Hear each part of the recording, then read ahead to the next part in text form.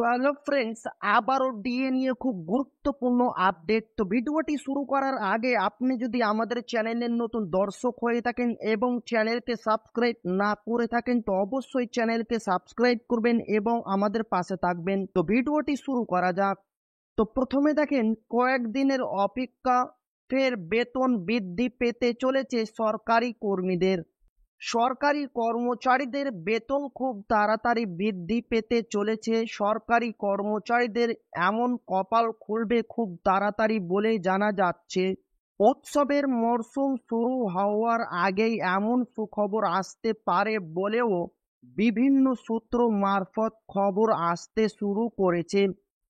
তবে এমন কপাল রাজ্য সরকারি কর্মচারীদের নয়, বরং কেন্দ্রীয় সরকারি কর্মচারীদের খুলবে। সপ্তম বেতন কমিশনের আওতায় দুর্গাপুজোর আগে কেন্দ্রীয় সরকারি কর্মচারীদের নতুন করে মহার্ঘ ভাতা বা ডিএ বৃদ্ধির ঘোষণা করা হবে বলেই খবর। সেপ্টেম্বর মাসের শেষের দিক অথবা অক্টোবর মাসের শুরুতেই এমন ঘোষণা হয়ে যেতে পারে। আর এমন ঘটনা হলে স্বাভাবিকভাবেই এক ধাক্কায় কেন্দ্রীয় সরকারি কর্মচারীদের বেতন অনেকটাই বেড়ে যাবে। কেন্দ্র সরকারের তরফ থেকে শেষবার সরকারি কর্মচারীদের 4% ডিএ বৃদ্ধি করা হয়েছিল।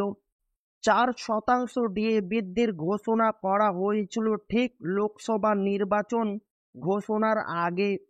যে 4% ডিএ বৃদ্ধির পর কেন্দ্রীয় সরকারি কর্মচারীদের ডিএর পরিমাণ দাঁড়িয়েছে 50%।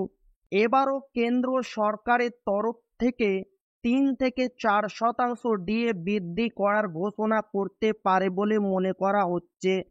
সেপ্টেম্বর মাসের শেষে হোক অথবা অক্টোবর মাসের শুরুতে নতুন করে যে ডিএ ঘোষণা করা হবে তা কার্যকর হবে 1 জুলাই থেকে।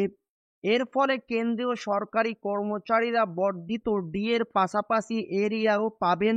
অন্যদিকে কেন্দ্রীয় সরকারি কর্মচারীদের ডিএ 50%-এ পৌঁছে যাওয়ার ফলে এবার আর বেসিক বেতনের সঙ্গে এই ডিএ যোগ হবে না, বরং এবার তা যোগ হবে এইচআর সহ বাকি ভাতার সঙ্গে।